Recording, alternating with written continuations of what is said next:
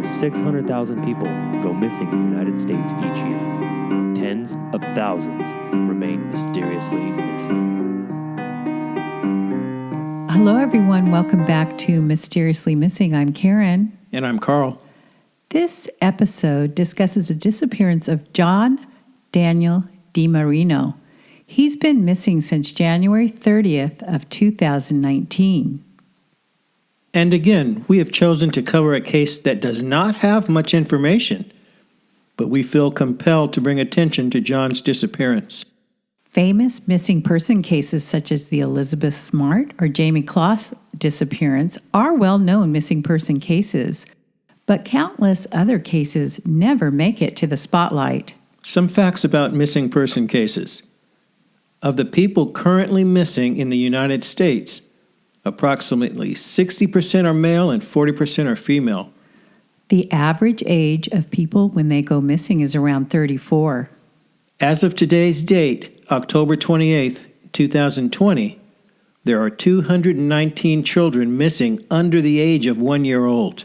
Alaska has the most missing persons per capita, with 41.8 people missing per 100,000 population.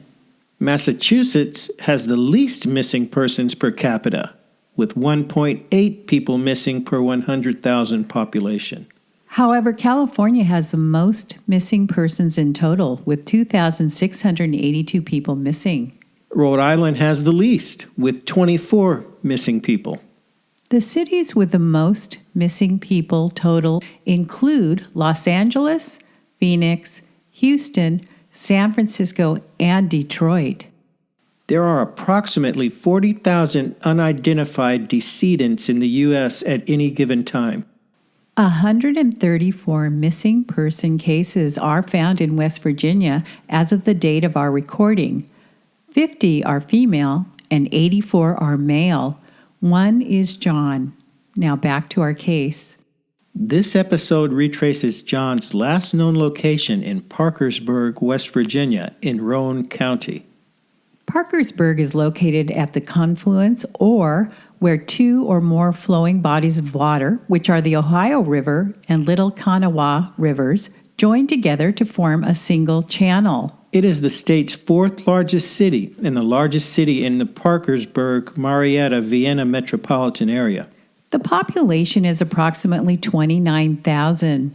Its peak population was 45,000 in 1960. The city is about 14 miles south of Marietta, Ohio. And now a brief description of the case. John was last seen at Uncle Mike's Bar on 7th Street in Parkersburg, West Virginia, shortly before midnight on January 30th, 2019. He ordered a beer, drank half of it, then got up and walked away. An employee who saw him leave thought he was going to the bathroom, but he never returned for the rest of his drink and has never been heard from again. He was carrying his wallet, car keys, and his iPhone X at the time of his disappearance. He was driving his mother's silver 2015 Ford Escape. John is described as a competent businessman. He is a creative thinker who focuses on total business solutions for clients. He has a history of gaining a clear understanding of customer environments, effectively addressing their business needs, and positioning a company for future sales. Roane County Sheriff Todd Cole, who got involved in John's disappearance in late summer of 2019, said that John was an outstanding athlete at Spencer High School, where he was a basketball player. He also stated he really didn't have any kind of criminal history.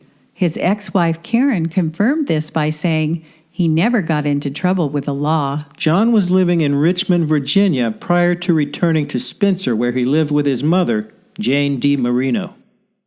John's missing age was 51. His current age is 53. Caucasian, he's 6'2" to 6'4", and he weighs approximately 165 to 175 pounds. John is completely balding on the top, but had some graying, some very short hair on the sides. He liked to shave his head bald. John has a scar on the back of his head that looks like 3 to 4 rows of about 8 white circles, and that's where his hair was removed. John does have hair on his chest. He kept his face clean shaven, and maybe didn't shave for a day or two max. He had very dark brown eyes, almost black. John has several tattoos, an infinity symbol on his upper left arm, some arrows and circles in red and black on his inner right arm, the Roman numeral X111 on his upper right arm at the shoulder. He usually wears a beanie on his head. He had his wallet, car keys, and iPhone X on him, as we mentioned earlier. John was last seen wearing tan khaki pants, brown work boots, a red hooded sweatshirt under a green winter jacket, and a black wool beanie hat. His family consists of 2 children, Adriana, 19, a student at Virginia Tech, and John Jr., 18, a senior in high school. This was a year out from John's disappearance. His ex-wife is Karen DeMarino. His mother, who has passed since his disappearance, was Jane DeMarino. John is the son of the late Dan DeMarino, a First National Bank official and former state policeman. John has an extensive work portfolio on LinkedIn. He has a successful track record of building diversified business channels and strategic partnerships that work. He is motivated by challenges and competition. John knows the importance of teamwork and how it increases the odds of success. Now getting into the timeline. 1985 to 1989. John went to Randolph-Macon College. Randolph-Macon is a private, co-educational liberal arts and sciences college. It's located 15 minutes north of Richmond in the scenic town of Ashland, Virginia. Ashland is 6 hours east from his hometown of Spencer, West Virginia. He received a BA or Bachelor of Arts degree in history. 2009 to 2011, John was a healthcare consultant. He provided consulting services nationally to healthcare service providers and companies that sell to this industry and their investors. June 2011 to January 2013, John worked for a company called 3CHOPT in Richmond, Virginia. He managed company transition from technology services to healthcare software vendors. He introduced and implemented new product segmentation to capitalize on healthcare payment trends and rebranded product lines. September 2013 to present, or the date of his disappearance, he was Vice President of Business Development for 3CHOPT. John was responsible for managing software product lines, including sales, marketing, and product positioning across the organization. January 2013 until his disappearance, John was a Vice President of Business Development for Next Recovery Source, LLC. He was responsible for driving revenue growth across company and expanding markets. John was accountable for managing and building partner network, and he diversified business channels to expand national opportunities. So it looks like he had 2 positions before the date of his disappearance. Then, 5 months before he was last seen, John divorced and was living with his mother. And more recently, he had purchased tickets to an upcoming basketball game, and he planned to attend with his son. He had plans, Sheriff Cole said. He wouldn't have purchased the tickets if he had been planning on disappearing. Now to the date of his disappearance, January 30th, 2019, a Wednesday. About 10:30 or 11 p.m., John left his mother's house in Spencer, West Virginia, where he had been living for 5 months. He drove her 2015 silver Ford Escape to Uncle Mike's Bar and Grill at 706 7th Street in Parkersburg, West Virginia. This is a 1-hour drive north from his mother's house. Sometime between 11:30 p.m. and right before midnight, John arrived at Uncle Mike's bar and sat at the bar. A TripAdvisor comment stated, "Uncle Mike's is fairly dark at the bar but lighter in the game room. The bar top is covered with baseball and football cards that go back years. There's parking in the lot." Another comment stated, "It is in an area of town that has always been known for strip bars, prostitution, etc. In fact, an adult bookstore is right beside this place, and a strip bar is across the street. However, I was very pleasantly surprised to find that it is a very nice sports bar." We did find Sugar's Gentlemen's Club on Google Maps, 315 feet from Uncle Mike's Bar and Grill. A comment on a news article about John's disappearance stated by Lena said, "I was at the bar a long time ago. I've seen people go out on deck and do drugs." Another comment said, "I was told it becomes a different crowd after nightfall." So back to the timeline. Sheriff Cole said, John ordered a beer, drank about half of it, and got up. The employee thought that John went to the bathroom, but he didn't return. That was the last time she'd seen him, the sheriff said. The last contact was a cell phone ping on the day of his disappearance from a tower near Elizabeth on a call originating from his phone, the sheriff said. After that, no activity. Friday, February 8th, 8 days later. John's mother's 2015 silver Ford Escape was reported abandoned at a Love's truck stop in Conneaut, Ohio. According to staff, the car had been taking up 2 spaces and had been parked there for about 3 to 4 days. The car was unlocked, no keys were found, and there was a full cup of change, a phone charger, and an empty bag of chips, but no sign of John. The West Virginia State Police called Jane and told her they found her car.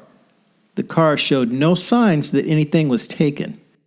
As a side note, an article dated May 24, 2019 states, Wilkesboro Police Department is seeking the public's assistance in efforts to identify the person whose remains were found Thursday evening in woods near the US 421 West Retail Corridor. The reason we mention this is because the clothing description of the green coat and khaki pants are what John was described as wearing, and it's about 5 hours south of Uncle Mike's bar. The article goes on. Wilkesboro police said the person had been deceased for several months because the remains were nearly skeletal. Investigators believe the remains are those of a white male of average height and hope to learn more about the identity and cause of death from an autopsy. This is to be conducted by a state medical examiner, adding that there is no indication of foul play.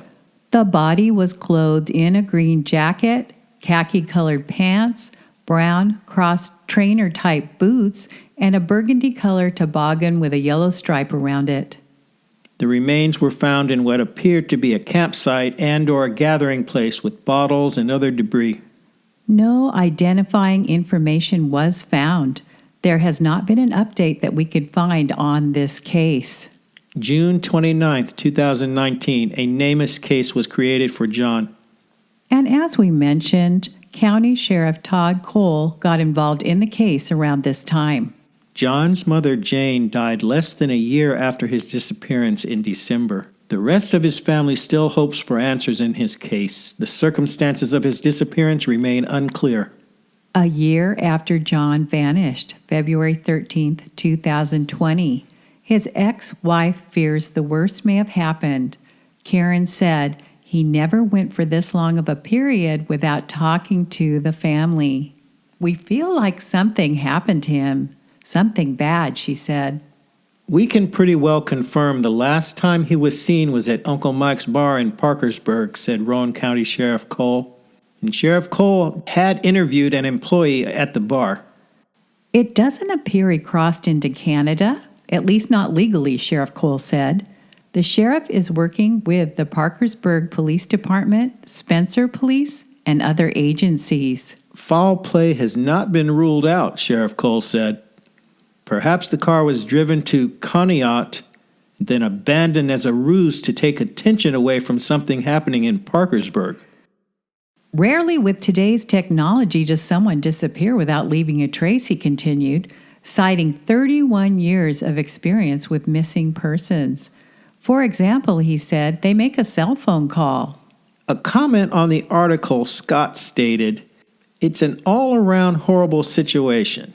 The sad thing is, someone out there knows something. I'm sure they don't want to be in our situation. If they ever have a friend or family member come up missing, for example, for heaven's sake, speak out. Another comment on this article from Charles said, test the wheel and shifter for fingerprints. Then Karen Russell DeMarino, his ex-wife, replied, the Ohio State Police wouldn't take fingerprints because they said there was no evidence of foul play. All kinds of people touched the car before we got it back. Charles again commented on this article. If he's gone, someone parked his car, not him. Check cameras where his car was parked. Karen Russell DeMarino replied, there are no cameras outside that Love's truck stop. The Ohio State Police never asked to see the inside cameras. By the time the family confirmed this, the tapes were erased. So let's recap. John was last seen at Uncle Mike's Bar on 7th Street in Parkersburg, West Virginia, shortly before midnight on January 30th, 2019.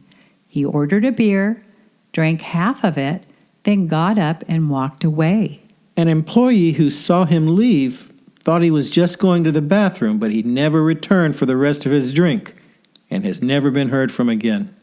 The last contact was on a cell phone ping on the day of his disappearance from a tower near Elizabeth on a call originating from his phone, Sheriff Cole said. After that, no activity. So what time was that ping? Was it before or after he went to Uncle Mike's Bar? Elizabeth is 20 miles southeast of the bar and between his mom's house and the bar. Was he abducted or experienced foul play there? Was John ever driving his car after Uncle Mike's Bar? How did it get to Love's travel stop, which is 4 miles from Lake Erie? What frame of mind was he in? He had recently divorced. That can be a stressful and traumatic time for one's life. Was drinking a problem for John? Did this become part of the reason he disappeared, taken advantage of, or got into a fight, or walked off intoxicated? Did he tell his mother where he was going, even if it wasn't the truth? Is there a bus line that runs close to where the car was abandoned, a train, an airport? Uncle Mike's looks like it has an upstairs apartments. Was that area searched and ruled out in his disappearance? Sugar's Gentlemen's Club is 315 feet from Uncle Mike's Bar and Grill. Did John walk out and go to the strip club? Did something happen there? According to staff, the car had been taking up 2 spaces and had been parked at the truck stop for 3 or 4 days. John had been missing for 8 days when the car was reported. Where was the car between the date of his disappearance, January 30th, and February 4th, if it had only been there for 3 or 4 days? Would John leave behind 2 children, one in college and the other in high school? It's uncharacteristic of him to go very long without talking to his children. He has no history of getting into trouble with the law, and there's no indication he planned to walk out of his life. So what did happen to him? The Roane County, West Virginia Sheriff's Department had a post stating, "We have posted all that we have at this time. We posted this as assistance to the Spencer Police and the West Virginia State Police." The Spencer Police Department, as I understand it, has taken the missing person report. I assume this is due to Mr. DeMarino being a resident in their jurisdiction. As I understand it, the WVSP are working the vehicle taken and recovery. Our department will actively look for Mr. DeMarino as best we can in our area and assist in any way we can. But this is not our active investigation. At this point, the most recent known activity is in Ohio. The Spencer Police Department is a totally separate department from us, and I do not have access to all of their info. I will post anything that is provided. The post continues, the most recent and accurate info can probably be obtained from the Spencer Police Department. So with all this, it looks like jurisdiction of this case is spread out over several agencies. Is this hindering the case? So anyone with information may contact the Spencer Police Department at 304-927-5616 or the Roane County Sheriff's Department at 304-927-3410. They will also take tips or information. So as we stated, there wasn't much information on this case, but John is an intelligent, productive businessman and father of 2 young adults. His children have their entire life ahead of them and need answers. Please help bring this father home. Thank you, everyone, for joining us here on Mysteriously Missing. Thanks, everyone.